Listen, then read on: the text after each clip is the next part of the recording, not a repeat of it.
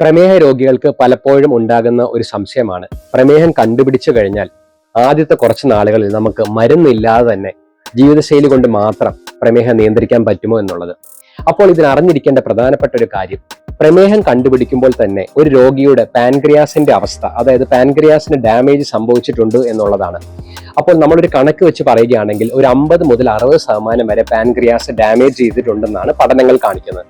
അപ്പോൾ ഈ ഒരു അവസ്ഥയിൽ നമ്മൾ പാൻക്രിയാസിനെ കൂടുതൽ ബുദ്ധിമുട്ടിപ്പിക്കാതെ നമ്മൾ ഗ്ലൈസിമിക് കൺട്രോൾ അറ്റൈൻ ചെയ്യുന്നതിന് ചില ആളുകൾക്ക് ലൈഫ് സ്റ്റൈൽ മോഡിഫിക്കേഷൻ മാത്രം മതിയാകും. എന്നാൽ ഒരു 90% ആളുകൾക്ക് ഇതിന്റെ കൂടെ തന്നെ മരുന്നിന്റെ സപ്പോർട്ടും വേണ്ടി വരുന്നു. കാരണം നമ്മൾ ആദ്യത്തെ ഒരു 5 വർഷം ഒരു പ്രമേഹ രോഗിയെ സംബന്ധിച്ച് പറയുകയാണെങ്കിൽ വളരെ പ്രധാനപ്പെട്ടതാണ്.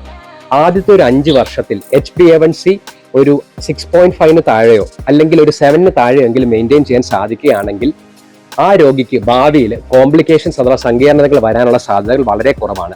ഈ ഒരു എഫക്റ്റിനെയാണ് മെറ്റബോളിക് മെമ്മറി അഥവാ ലെഗസി എഫക്റ്റ് എന്ന് പറയുന്നത്. അപ്പോൾ ആദ്യത്തെ ഒരു 5 വർഷത്തിൽ നല്ലൊരു ഗ്ലൈസമിക് കൺട്രോൾ മെയിൻറ്റെയിൻ ചെയ്യുകയും അതിനുവേണ്ടി ആവശ്യത്തിനുള്ള മരുന്നുകൾ, അതായത് ഇൻസുലിന്റെ പ്രതിരോധം കുറയ്ക്കാനുള്ള മരുന്നുകളും അതോടൊപ്പം ഹൃദയത്തിനും കിഡ്നിക്കും ഒക്കെ പ്രൊട്ടക്ഷൻ തരുന്ന മരുന്നുകളും എല്ലാം ഉപയോഗിക്കുകയാണെങ്കിൽ നമുക്ക് നല്ലൊരു കൺട്രോൾ മെയിൻറ്റെയിൻ ചെയ്തുകൊണ്ട് തന്നെ കോംപ്ലിക്കേഷൻസ് അഥവാ സങ്കീർണതകൾ ഭാവിയിൽ തടയാൻ സാധിക്കുന്നതാണ്.